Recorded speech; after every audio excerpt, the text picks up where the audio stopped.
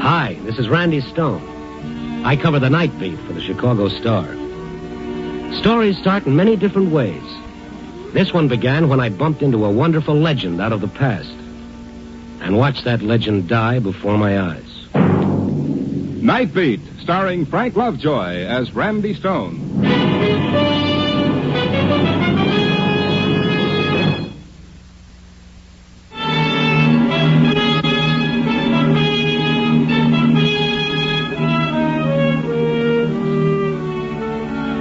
You know, I guess the one thing that makes a newspaper guy like me different from any other working stiff is that while a bookkeeper works with numbers, carpenter deals in wood, and the miner sweats over coal, a newspaper man, well, all he works with is people. What makes them laugh and dance in the street, what makes them cry in the night. But just the same, like most kinds of work, this has its occupational hazards, too. Being a newspaper man doesn't give you painter's colic or housemaid's knee. But sometimes it can sure do some lousy things to your heart. It was my night off. I had a date with a little blonde at the information desk. You know, the girl who tells you where to go after you tell her what you're looking for. I finally talked her into going dancing. I was supposed to pick her up at 9 o'clock. Only here it was 8:30, and I was still trying to find a flower shop to buy her a corsage. I'd walked to the edge of Skid Row when I finally spotted this place, a little florist shop in the center of a shabby office building. Looking through the window, I saw a gray-haired old lady pinning a boutonniere on the lapel of a chunky fellow in a shiny blue serge.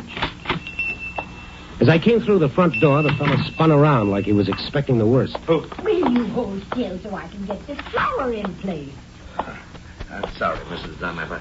I'm expecting somebody. I thought maybe this fellow might be the one. All right. Now, you just stay quiet. I'll be with you in a moment, sir. All right, there's no hurry at all. There now. Isn't that beautiful? My husband set it aside especially for you. Tell your husband thanks. I don't know, no matter how punk I feel, if I get a fresh flower in my lapel, it picks me up better than a shower rod gin. How much do I owe you? 50 cents. Here you are. Oh, I'll pick it up. You seem upset tonight.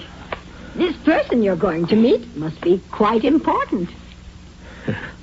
Yeah, he sure is. He's the man who's going to put me out of my misery. What? Sure. Tell your husband next time I need a flower, he better make it a nice white lily. Goodbye. That fella's sure upset. Oh, poor Tom Paxton. I've seen him like this before. He's just had a wee bit too much to drink, I'm afraid. Tom Paxton? No. Huh? The rose in his lapel used to be his trademark. Oh, do you know Tom? Well, if he's the same one, I was never that lucky. Best I could do was worship him from a distance. Worship Tom? Yeah, that sounds crazy, doesn't it?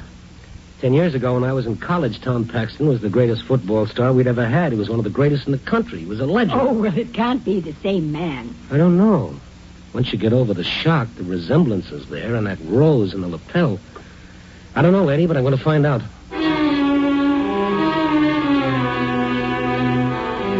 I went out the side door of the florist shop into the lobby. And there was Tom standing in the dark, pushing the button for the elevator. As I came up to him, he spun around again like it was part of an act that he always did on cue. Are you following me? Well, yes. You weren't just shopping for flowers there, were you? If you're Dixie, all right. Don't play games with me. I'm tired of running away. I'm half-bats. How much of it can I take? Now, look, I'm Randy Stone. I heard the woman call you Tom Paxton. When I went to college, there was a Tom Paxton who was just about the greatest football player who ever lived. What are you talking about? You got me mixed up with 3 other guys. Well, this Tom Paxton was always sporting a flower in his lapel. There's no law against that, is there? Now, go on. Get out of here. Let me alone. While we were talking, the light over the button of the self-operating elevator flashed on. The elevator was coming down. Well, if Tom Paxton didn't want me to bother him, I couldn't twist his arm. I turned to leave just as the elevator doors opened. Only instead of Tom stepping in, somebody else stepped out. I was waiting for you, Paxton. You're Dixie, aren't you? Come again? Aren't you? Sure, that's what I got this southern accent. Now, listen Come to me. on. Somebody wants to see you. Why doesn't the syndicate give me a break? Why don't they give me a chance to pay up? I said come on. Now, wait a minute, Buster. You ain't invited, sport. This is one of them small affairs.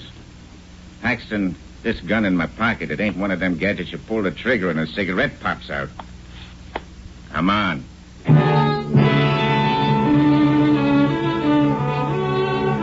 Tom and the mug went out to a small black sedan parked at the curb.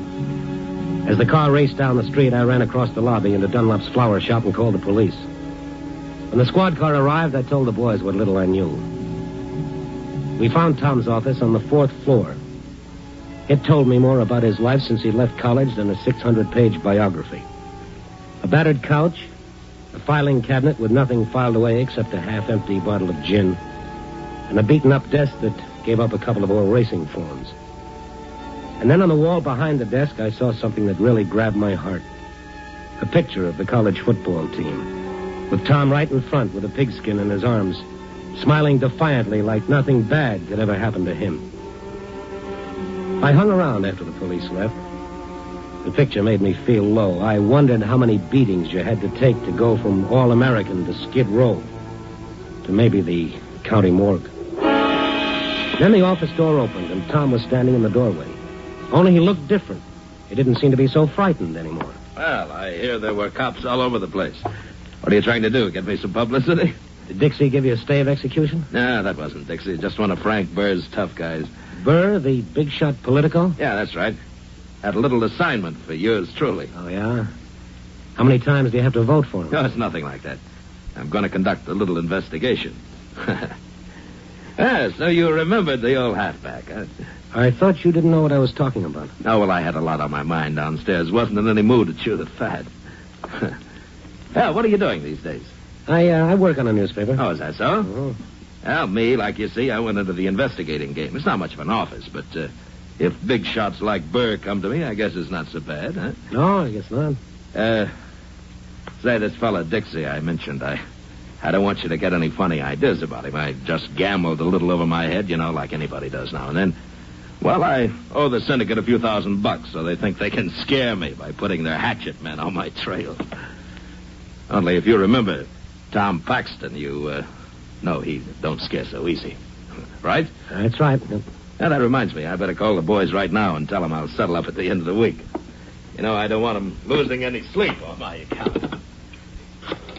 Well, I'll be going, Tom. No, kid. Stick around. I'd like to talk to you, kid. About old times, eh? All right, okay, Tom. Hello, Jack. Hiya, kid. This is Tom Paxton. Say, look, baby, I got some good news for you. I'll be able to settle with you boys at the end of the week. Well, I know I have, but this time it's on the level. Well, now, wait a minute, Jack. Don't hang up on me. Well, now, give me a break, baby. 3 days? Oh, but I can't do the job in 3 days. No, wait, please, don't hang up. Okay. 3 days. Only tell Dixie to lay off. Yeah. Thanks, Jack. Thanks a lot. 3 days. How am I going to find him in 3 days? Tom, if there's anything I can do... What? Oh, yeah. Yeah, there's something you can do. You can clear out of here. So you found me out, huh? That make you feel good or something? Oh, now, look. Maybe if you'd taken the beatings I have, maybe if you'd been crossed up, stabbed in the back, slugged, cheated as many times as I have, you... Oh, what am I telling you for? Go on, get out of here. Sure thing. So long, Tom. No, wait a minute. Yeah? Look, you being a reporter, you could get into records I couldn't even touch, couldn't you? Well, I think so. Look, if I had a week, I could do it on my own, but I've got to find him in 3 days. Who do you have to find in 3 days? Look, Stone, I'm not going to kid with you anymore. I've got to make good on this job Burr gave me. I've got to get that fee. If I don't, this guy, Dixie, will... Who is this guy, Dixie? Well, that's what drives me nuts. Nobody knows, only the Syndicate. Well, why don't you go to the police? No. Cops are out of my line. If I could clean this job up in 3 days, Burr will pay me $5,000, and I'll be all right. That's like I've always said. All you need in life is one good break. And after that, you can roll on your own. Well, what about Burr? Well, for a big shot, he's sure plenty scared. Says the newspaper's trying to destroy him. Oh, so? So the only way they can do it is to find somebody named John Durand. I never heard of him. Nobody, but not to Burr. What does Durand look like? Well, Burr wouldn't know what he looks like today. He hasn't seen him for 25 years. I've only got one thing to go on. Now, what's that? John Durand is a blind man. A big shot like Burr afraid of a helpless blind man? Afraid? Burr's as frightened of that blind man, John Durand, as I am of my unknown pal, Dixie.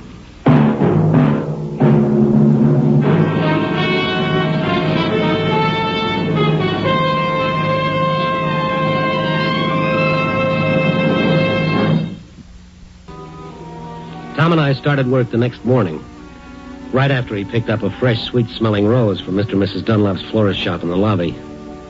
It's funny, but for Tom, a flower in his lapel was like a shot of Benzedrine. After that, we split up. I went down to the paper to have a talk with the political editor. Yes, everyone interested in clean government was trying to wash that Burr right out of their hair. But so far, nothing definite had turned up against him. Only a funny blank space in Burr's biography, a blank space that happened 25 years ago. And I got that ever-loving jackpot feeling. 25 years ago, that's when John Durand, the blind man, entered the picture. Tom and I had to find that blind man, and we had 3 days. Randy, I'm calling from City Hall. I've checked all the city directories. No John Durand. Oh, that's great. I visited every agency that helps the blind. Nobody's ever heard of it. Well, what are we going to do, Randy? What else can we do? We keep looking. He's not on any credit report. His name's never appeared on any police blotter. Well, we're running out of time. Well, nothing to do but keep looking. I'm going through the records over at the county building. I can't find a trace. We've got only 1 day left, Randy. The syndicate gave me till midnight tomorrow. What are we going to do? What we've been doing right along. Keep looking. The third day, we started making the rounds of all the hoodlum hangouts, the bars, the pool halls, the mangy little side street flop houses. I took one section of the city, and Tom took the other. And late that night in one of those flop houses, I got the shock of my sweet life. No, nobody named John Durand ever stopped here. Well, I thought he might have stayed here under a phony name. He's a blind guy. Yeah, I know all about him, mister. You what? What did this poor sucker do anyhow? Every hoodlum I know is looking for him. What are you talking about? Just what I said. Every guy in town who'll cut a throat to earn a buck is looking for John Durand.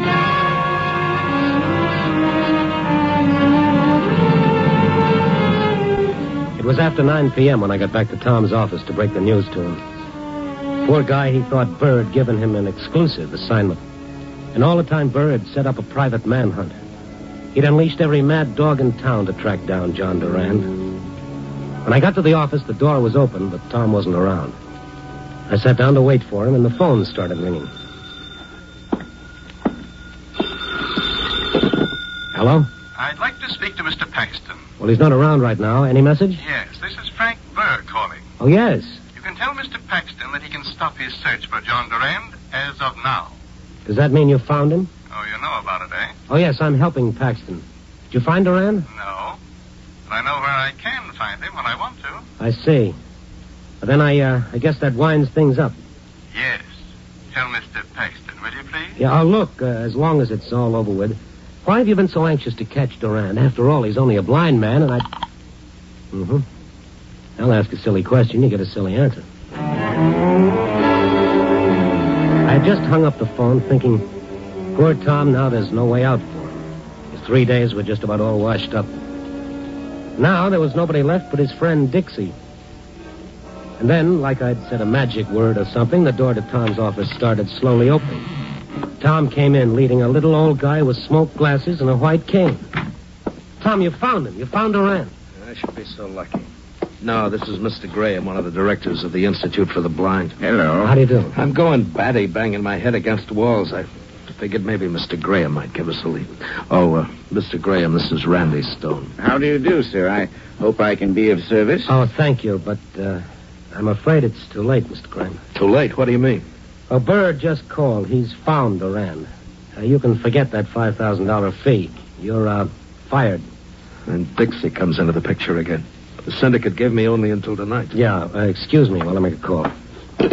Who are you calling? About 2,000 cops. Hang up the phone, Randy. What are you talking about? You need them now. Hang it up. Don't be nuts.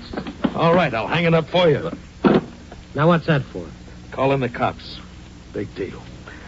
Maybe it would delay my trip to the morgue, but if that's the best I can get, it's no soap. The cops would protect you? Sure, for a week, 2 weeks, maybe even a month. But then what? Dixie'd still be waiting. He's never missed an appointment. They'd pick him up before he reached you. There's a couple of small laws about killing people. How would they pick him up? They wouldn't even know who to look for. Gentlemen, I seem to be intruding. If one of you will lead me to the elevator, Oh. You lead him, Randy. Then you get on the elevator right with him. Thanks for the try. Oh, now, wait a minute. Beat it, will you? I'm expecting a guest. Mr. Graham, before we leave, for my own amazement, I want to ask you something. Yes? Can you think of any reason why a powerful man like Burr should be afraid of a helpless blind man? Well, of course, that's hard to say. Randy, will you get out of here, the both of you? Unless, of course, the man saw something just before he went blind that would incriminate Mr. Burr. Yes, you see, the blind never forget the last thing they see before they go blind. It stays alive in their mind until the moment they die. Well, then, if Durand had been a witness to a crime Burr committed and then went blind... That would indeed make him the greatest possible menace to Burr. Well, then that's it. Hooray for our side. A lot of good it does me now. I can tell you how it was when I went blind. It happened quite suddenly, as the doctor said it would.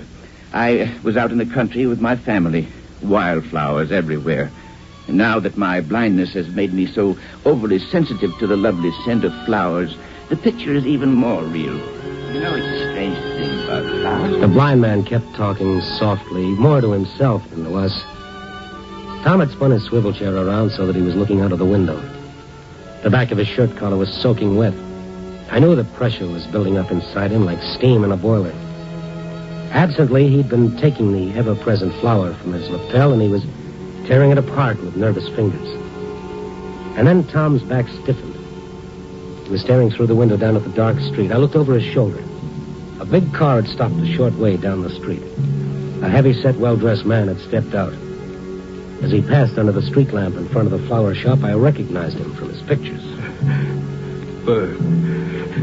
It's Frank Burr. Tom's voice sounded cockeyed. I looked at him. His face was falling to pieces like an overripe melon. He was looking at the flower he'd taken from his lapel. Mrs. Dunlop, she won't like what I'm doing to her flower. Always so proud because her husband could select sweet-scented flowers. Graham, what did you say before?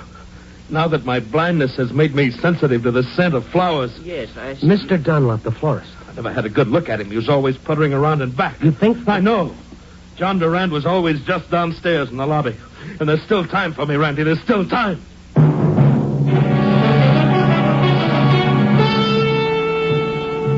As Tom raced for the door of his office, he pulled a gun out of his coat. I followed him. He went to the elevator, pressed the button a couple of times, and then decided to take the stairs instead. He looked back at me, chasing after him, and waved me back. He started down the stairs 2 at a time. I caught up with him at the second landing. I grabbed his shoulders. He tried to tear himself away. Let me go, Randy. Let me go. What do you mean there's still time? What are you going to do down there? Randy, I'm telling you to let me go. Answer me. What are you going to do? Sure, I'll answer you, overboy. What do you think Burr was going to pay me $5,000 for? Just to give him Durand's address so he could send him nasty letters? No, there was one other little item I didn't tell you about. I not only had to find Durand, I had to make sure nobody else found him. I had to kill him. Oh, Tom, you're kidding. A helpless blind man? Oh, Burr thinks I'm the man for the job. He told me I was the ideal choice. Tom, you're not that kind of a man. Who says so? You think this is still the old football team with a lot of nice rules so nobody gets hurt too bad? This is a jungle, Rover Boy. It's dog eat dog all the way down the line. Now let me go. No. I said let me go. He broke away and took off the stairs again.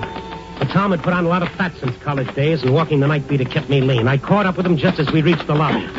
Randy, I'm telling you to lay off of me. Now leave me alone. You're going to listen to reason. All you need is one good break. Well, this is mine, and I'm going to take it. Now let me go. You're crazy. I can't let you do it. You'll have to let me do it, Randy. You're just going to have to let me do it. Tom brought the gun barrel down on my head. My knees turned to ginger beer. I reached for the wall to keep from falling, but the wall fell right with me. I tried to cry out, but all I could manage was a wheeze.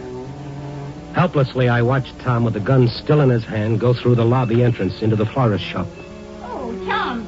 What on earth are you doing with that gun? At that moment, the front door opened, too, and Mr. Burr came into the shop also carrying a gun. Don't do that. What a spot for a chorus of Auld Lang Syne. What's going on? Mr. Paxton, what is this? Is the job still mine? A smug little smile crossed Burr's face as he put his own gun away. Sure, why not, Paxton? A deal's a deal. He's in back working on his flowers. But it'll have to be her, too. Oh. Okay. Okay. No! Please! Tom! Tom raised his gun as old lady Duran started running for her husband.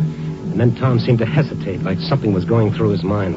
Go on. What are you waiting for? Maybe Tom was thinking about his last 10 years on Skid Row when he'd never done one decent thing, and maybe he thought it was time to start. Go ahead and get it over with, Paxton. Suddenly, Tom swung the gun away from the cowering Durans and began shooting. There wasn't even time for that smug smile to leave Burr's face as Burr slowly crumbled to the floor. After that, everything started getting foggy for me. By the time the police arrived and splashed cold water on my face, Tom had gotten away, disappeared into the night. Burr was dead, and now John Durand wasn't afraid to talk. 25 years before, Burr had been a punk in the rackets. There'd been a bombing. One man killed, John Durand blinded. And the picture Durand carried in his mind, the last thing he saw before the lights went out forever, was Burr throwing that bomb. After that, Durand was afraid Burr had tried to finish the job, so he changed his name and went into hiding. I told the cops about the gambling syndicate that had been hounding Tom, and they went after the boys. And all in all, it was quite an evening.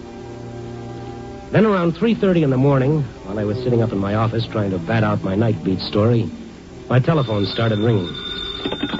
Yeah. Randy, this is Tom. Tom, hey, where are you? Never mind, I'm okay. I just wanted to let you know you were pretty good to me, kid. Listen, every cop in the city's looking for you. Well, they can look until Christmas. It won't do them any good. I've got a hideout that they couldn't find with radar. How come? It's like I've always said, all you need is one good break. I got mine right out of a clear blue sky. Mm-hmm. Yeah, real square. Met him at a bar. Didn't know where to turn. This guy buys me a drink. Says I look like I could stand a good meal and a place to sleep. He thinks I just blew into town and I'm down and out. Now he says I can stay here as long as I like. He's in the next room, so I gotta make this call short. Tom, I tell you, you're crazy for hiding out. The police will give you a break. Now, says who? I'm telling you they will. And even if they did, what about the syndicate? What about Dixie? There isn't any more syndicate. Most of those hoodlums are already sitting in jail. What? Dixie, too? No, but they'll have him soon enough. Now they've got a description of him. They know who to look for. Look, I gotta hang up. This guy's liable to pop in any second, but just for the records, what does Dixie look like? He's an ordinary fella. He wears glasses even. He's got gray hair. Looks more like an insurance man than a hoodlum. Dixie looks like that. The only two distinguishing marks, according to the police, is that thumb is missing from his left hand. Randy, has he got a white scar under his eye? How did you know that? Look, Randy, the guy that took me to this hideout, the guy that gave me the break, he's Dixie. What? Where are you? Quick, tell me. Oh, he's coming, Randy. Tom. No. No. No. Tom. Tom. Operator. Operator. Operator. Yeah. Like Tom always said, all you need is one good break.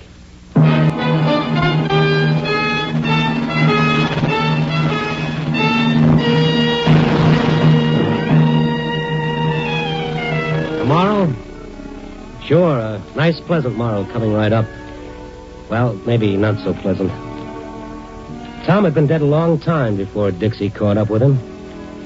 Tom had died when he found out he wasn't always going to be a hero, the guy on top of the heap. What is there about people that they've got to be number one or they won't play? What's so bad about being number two or number three? Why does life have to be one great victory after another? What's so fancy about us that we can't afford to fall on our face every so often? The fellow who said, God, give me the strength to fail, really had something. And besides, not making the top of the heap has its compensations, too. It's a lot less lonely down here among us also, Rand.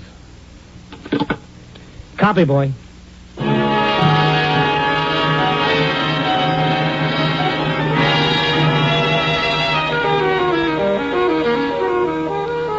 Nightbeat, a dramatic series, stars Frank Lovejoy as Randy Stone. Nightbeat is distributed exclusively by Nostalgia Broadcasting Corporation, Cedar Rapids, Iowa.